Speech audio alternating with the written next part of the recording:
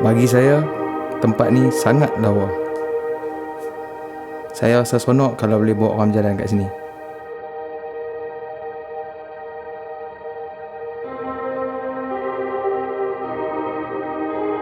Hutan bakau ni dulu dia cantik. Dia satu tempat yang istimewa untuk penduduk-penduduk kampung ni.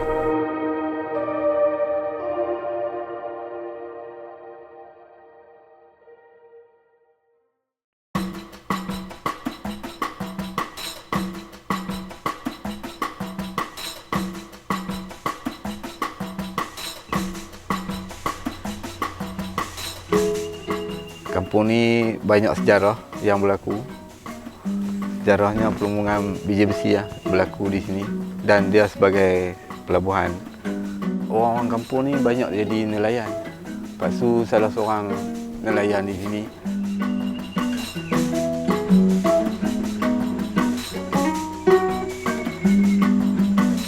Punca pendapatan orang kampung bergantung kepada sungai dan hutan bakau.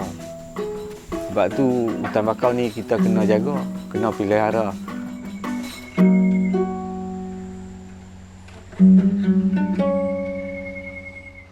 Untuk menyelamatkan upaya bakau ni, Paksu join dengan kelab, dengan satu pertubuhan NGO, Kelab Pendidikan dan Kebajikan Puncak. Dan Kelab Puncak ini menjalankan aktiviti program penanaman bakau. Kita dah berjaya tanam lebih pada 100,000 pokok untuk mengekalkan alam semula jadi ni seperti mana dulu masa zaman Paksu kanak-kanak.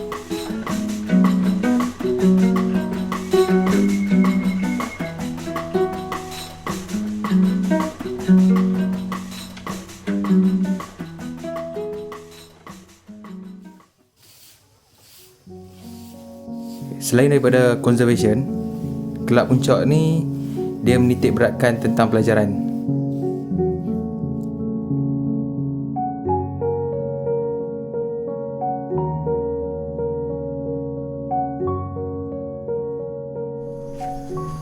And the main objective of this club are two. One, to help eradicate poverty through education by giving free tuition in English and mathematics. The second objective is to help in the environmental conservation effort to save the Merbok River, one of the most historical rivers in Asia, and also the mangrove. Well, I was a student here and I live in this village. I started coming here when I was 5 years old. And then after that I went to a university, Canterbury Christ University in the UK, and now I came back here to help teaching. My favorite thing about being a teacher is I can get to know all the kids and I can recognize the potential in them and see how can they grow into someone useful for their family and most importantly for the nation. Yeah.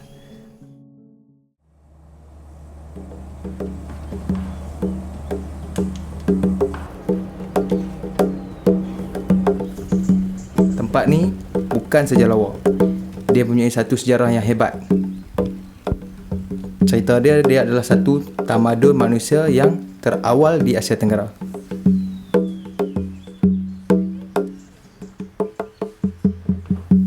Lepas ni kita akan pergi melawat kawasan kampung.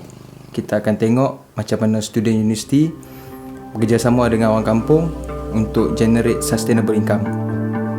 Tapi sebelum tu, kita akan berhenti dekat air terjun. Kita mandi, lepas tu kita akan collect sampah.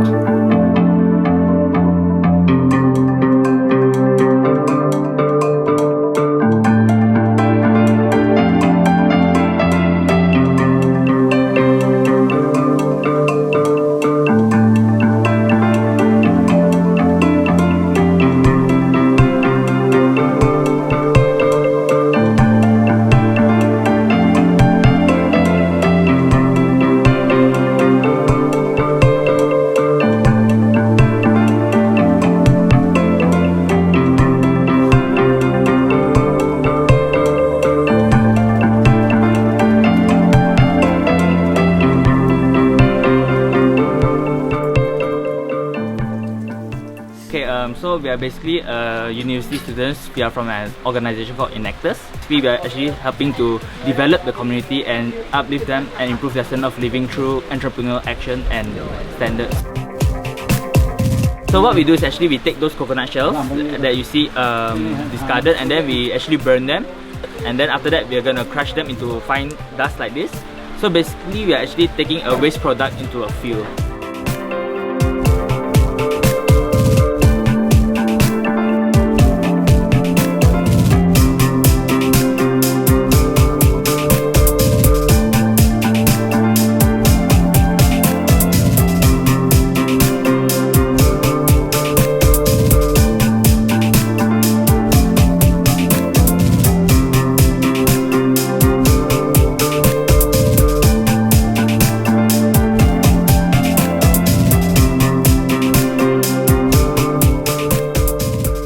Tahun ni kita akan pergi ke Pulau Bidan. Di sini kami belajar dan cuba jadikan pulau ni contoh sustainable lifestyle.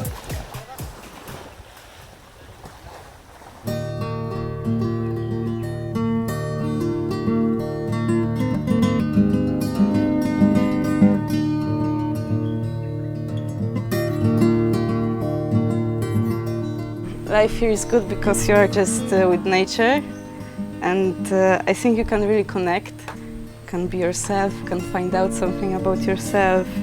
Now we are trying to grow our own food, so we don't have to do so much shopping.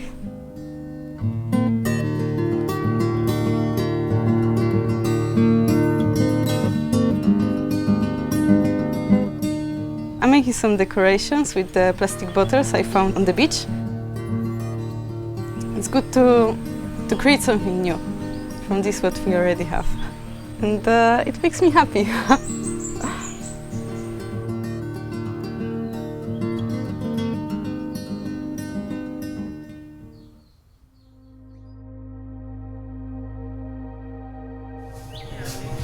Saving the environment and humanities should be a joint effort, irrespective of cultural, religious, or racial background.